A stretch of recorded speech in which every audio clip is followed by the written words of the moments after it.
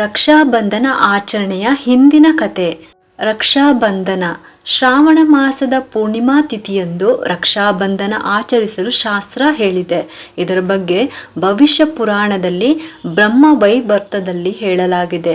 ಹಾಗೆಯೇ ಧರ್ಮಸಿಂಧು, ನಿರ್ಣಯ ಸಿಂಧು, ಹೇಮಾದ್ರಿ, ಮದನರತ್ನ ಇತ್ಯಾದಿ ಧರ್ಮಶಾಸ್ತ್ರ ಗ್ರಂಥಗಳಲ್ಲಿ ವಿವರಿಸಲಾಗಿದೆ.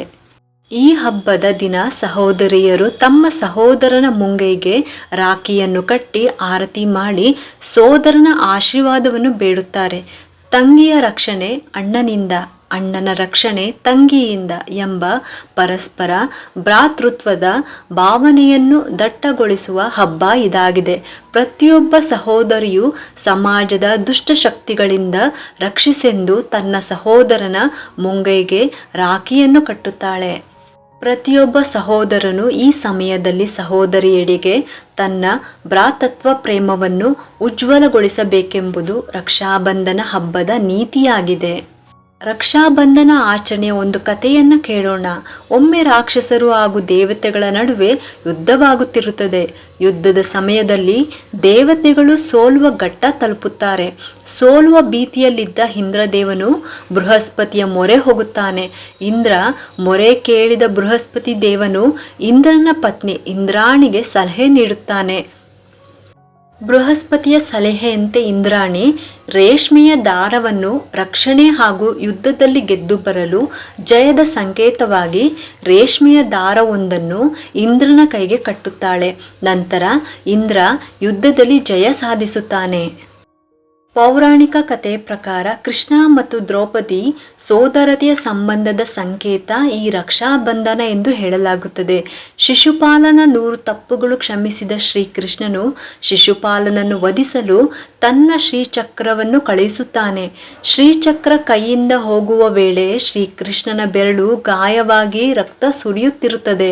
ಇದನ್ನು ಕಂಡ ದ್ರೌಪದಿ ಹಿಂದು ಮುಂದು ಯೋಚಿಸದೆ ತಾನುಟ್ಟಿದ ಸೀರೆಯ ಸೆರಗನ್ನು ಹರಿದು ಕೃಷ್ಣನ ಬೆರಳಿಗೆ ಕಟ್ಟುತ್ತಾಳೆ. ಇದನ್ನು ಕಂಡ ಶ್ರೀಕೃಷ್ಣ ತನಗೆ ಏನು ಬೇಕು ಎಂದು ಕೇಳಿಕೋ ಎಂದು ಹೇಳುತ್ತಾನೆ. ಈ ವೇಳೆ ದ್ರೌಪದಿ ಜೀವನ ಇರುವವರೆಗೂ ಒಳ್ಳೆಯ ಸಹೋದರಿಯಾಗಿದ್ದೇನೆ ಎಂದು ಹೇಳುತ್ತಾಳೆ.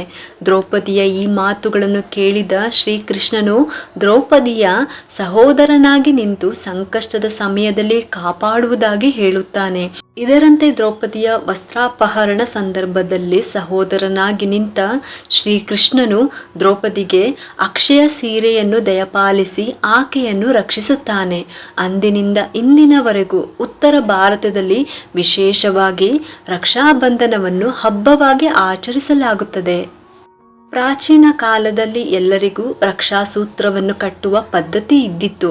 ಹೆಂಡತಿಯು ಗಂಡನಿಗೆ, ಗುರುಗಳು ಶಿಷ್ಯರಿಗೆ, ಪುರೋಹಿತರು ರಾಜರಿಗೆ, ಅಜ್ಜಿ ತಾಯಂದಿರು ಮಕ್ಕಳಿಗೆ, ಮೊಮ್ಮಕ್ಕಳಿಗೆ ಇತ್ಯಾದಿ. ಇಷ್ಟೇ ಯಾಕೆ, ಮನೆಯ ಗೋಮಾತೆಗೂ ಕೂಡ ರಕ್ಷಾ ಕಟ್ಟಲಾಗುತ್ತಿತ್ತು. ಯಾರ ರಕ್ಷಣೆಯನ್ನು ನಾವು ಬಯಸುವೆವೋ ಅವರಿಗೆ ಮಂತ್ರಪೂರಿತವಾದ ರಕ್ಷೆಯನ್ನು ಕಟ್ಟುವುದು. ಕಟ್ಟಿಸಿಕೊಳ್ಳುವವರ ರಕ್ಷಣೆಯೇ ವಿನಃ ಕಟ್ಟುವವರ ರಕ್ಷಣೆಯ ಉದ್ದೇಶ ಅಲ್ಲ. ಇದೇ ರಕ್ಷಾಬಂಧನ ಪುರಾಣಗಳಲ್ಲಿ ಬಲಿ ಚಕ್ರವರ್ತಿಗೆ ಆತನ ರಾಣಿಯಾದ ವಿಂಧ್ಯಾವಳಿಯು ರಕ್ಷೆ ಕಟ್ಟಿದ್ದುಂಟು.